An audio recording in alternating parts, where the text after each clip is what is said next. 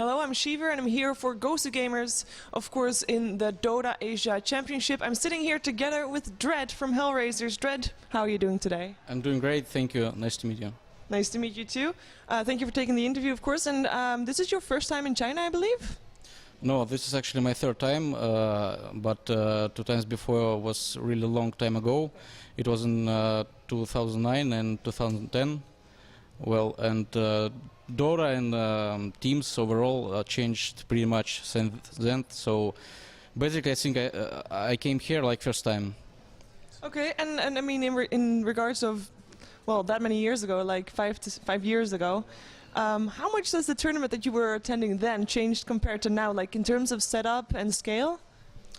Well, it changed a lot. In 2009, it was championship in like in a mall, in small place with a few viewers and screaming crowd and stuff like this. Small crowd, of course, and it's changed very much. I'd say, yeah. Okay, well, nice that you're still with us because, of course, you are kind of a veteran in the scene. Also a veteran in your team. You are playing together with 4 players that are fairly unknown, at least very young. How does that feel for you to play with 4 unknown players? Well, I think it doesn't matter now if you are known or known. It's just matters how good you are and if you want to progress and improve your play. So I think I'm maybe in game-wise I'm the youngest player, you know, because I streamed a lot. I played with some weak teams, not a lot of practice, and now I just came to the kind of full roster teams. They had their own play, and I was just like a +1. Yeah, I can say I'm veteran, something like this in this team. But do you feel, for example, you are probably the one that plays competitively the longest for them? Do you feel like you're offering them something in terms of experience, maybe in terms of tournament experience? Well, I'm trying to do so in terms of tournament experience in kind of hard situations when we're losing a game, everyone's rage and stuff like this. I'm trying to, say my word, and maybe it helps, maybe not, but I'm trying to do it all.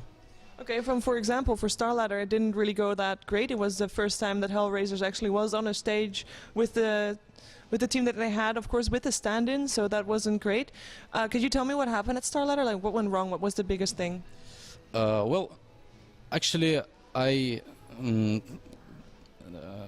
knew that we were not gonna do our best because it's first LAN and we're playing with stand-in, and plus this, I got sick before the tournament. Right after, got some temperature and stuff. I couldn't even play well, and I think that's the point. And the people in on the tournament crowd, it was kind of big distraction for us because team is new now. For example, we play in rooms where only just 5 of us and a few Chinese guards that protecting us from using drugs and cheats. Well, and it's kind of, it feels like you play from home or a boot camp or something like this.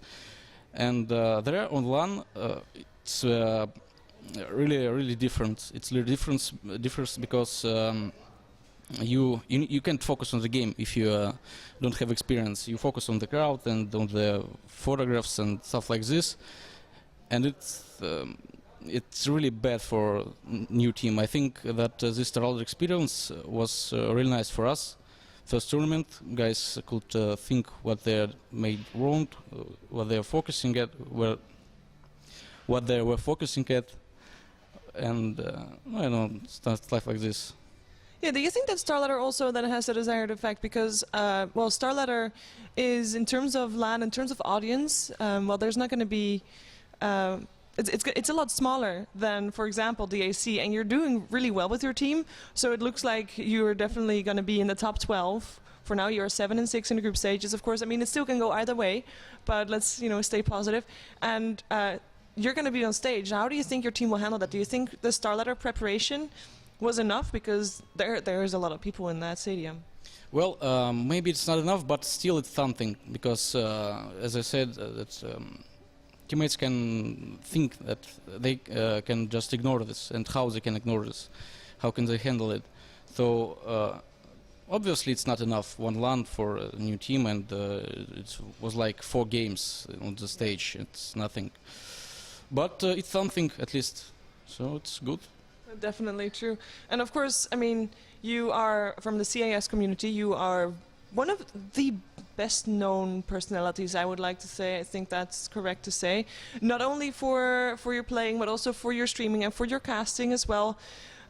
What's your plan? Because now that you're back to competitive Dota, do you plan to stream as much as you did before? Because I've heard a lot of people say that if you stream too much, you might show your style too much. What's your plan in regards to that? Well, first of all, I'd like to say that if you stream too much, you're getting dumber in games. You don't show anything because you're just having fun and playing with friends and feeding and winning the games and stuff like this. It's not even competitive at all. And actually, I think I'm most known just because of streams. Because when I left, when I was kicked from Virtus Pro, and like maybe 3-4 years ago, I started to stream.